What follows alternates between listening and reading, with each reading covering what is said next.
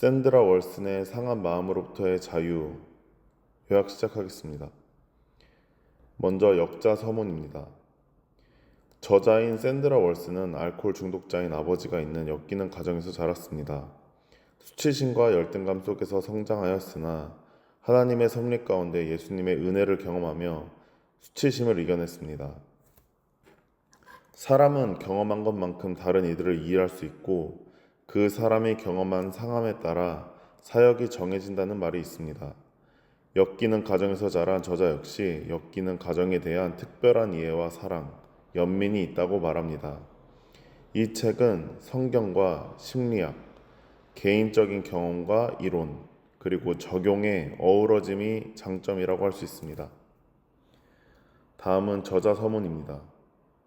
수치심과 죄책감은 다른 것입니다. 죄책감은 실수했다고 스스로 지적하지만 수치심은 내 존재 자체가 실수라고 여깁니다.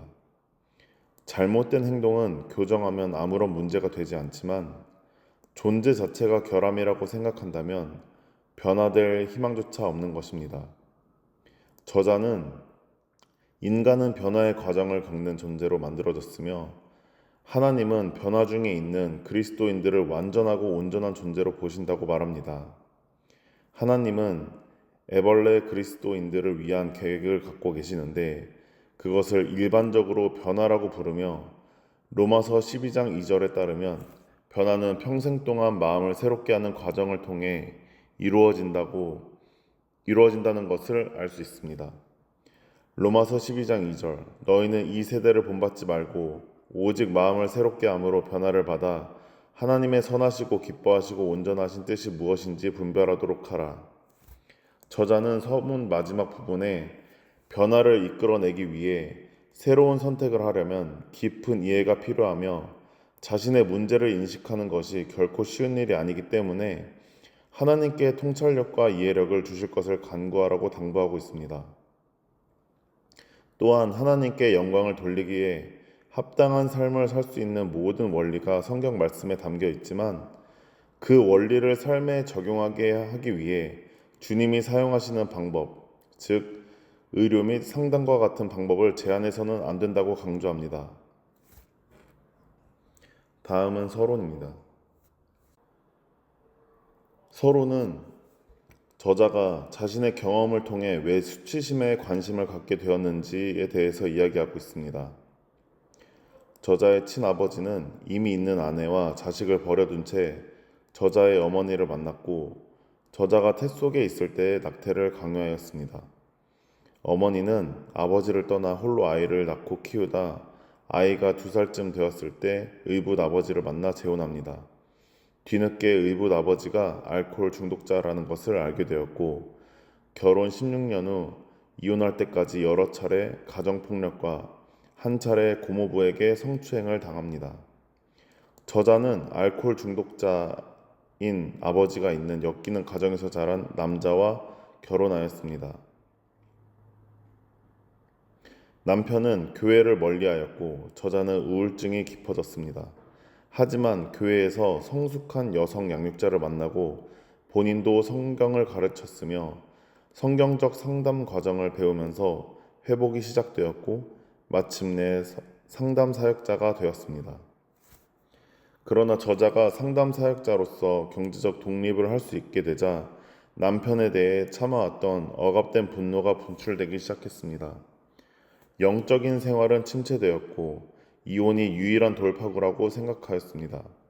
남편과 저자는 크리스천 상담을 받기로 합의하였고 상담을 통해 남편은 태도와 행동 변화에 도움이 되었고 저자는 예수님을 통해 내면의 분노와 영적 무관심 등 죄와 이기심에 맞서는 변화가 필요하다는 사실을 알게 되었고 남편의 태도가 어떠하든 하나님을 신뢰할 수 있는 믿음을 갖게 되었습니다. 심각한 위기는 오히려 삶과 관계를 바꾸는 결정적인 전환점이 되었다고 이야기하고 있습니다. 그러나 저자는 여전히 과정 중에 있다고 다음과 같이 이야기합니다. 우리는 자기 중심적인 죄인들이기 때문에 여전히 문제는 남아있고 마음을 새롭게 함으로 변화되는 과정 중에 있으며 때로는 그것 때문에 고통스러울 때가 있습니다. 날마다 앞길을 인도하시는 하나님을 만나면서 스스로 인간적인 한계를 받아들이는 법을 배워가고 있습니다.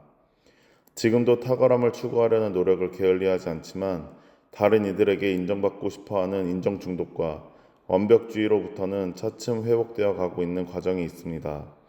가끔 완벽주의자로 돌아가고 싶고 무언가 멋진 일을 해내서 박수를 받고 싶다는 욕망이 생길 때마다 여전히 그 속박에서 해방되지 못한 자신을 꾸짖는다며 변화는 평생 걸리는 과정이라 고백하고 있습니다. 저자는 엮이는 과정과 관련하여 마태복음 7장 9절과 신명기 8장 3절의 내용을 인용하고 있습니다.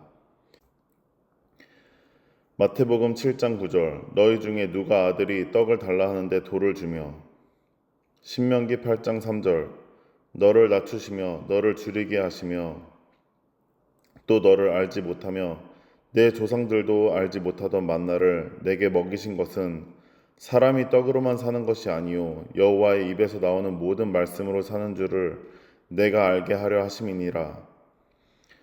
자신들의 의지와는 상관없이 가정폭력, 성폭력을 겪거나 근친상간으로 태어난 아이들조차도 하나님께서 그들을 너무나 사랑하시기 때문에 그 모든 일들이 일어나도록 주권적으로 허락하신 것입니다. 정상적이고 신앙심이 좋은 부모들을 만났더라도 영혼 깊숙이 자리 잡고 있는 갈급함을 채울 수는 없습니다. 하늘로부터 내려오는 만나, 즉 말씀을 계속 받아 먹어야 제대로 숨쉬며 살 수 있고 충만한 삶을 누릴 수 있습니다. 저자는 서론 끝에 다음과 같이 권면하고 있습니다. 세상에 똑같은 가정은 없으나 모든 가정은 진실을 부정하고 수치심에 묶여 있다는 공통의 분모가 있습니다. 부모로부터 물려받은 거짓과 수치심에서 해방되고 싶다면 마음을 새롭게 함으로 변화를 받는 과정에 자신을 맡겨야 합니다. 그리고 인격적인 변화를 체험하고 싶다면 수치심이 어떻게 작용하는지 이해한 뒤에 과거를 정면으로 바라봐야 합니다. 이상으로 서문과 서론 요약을 마치겠습니다. 감사합니다.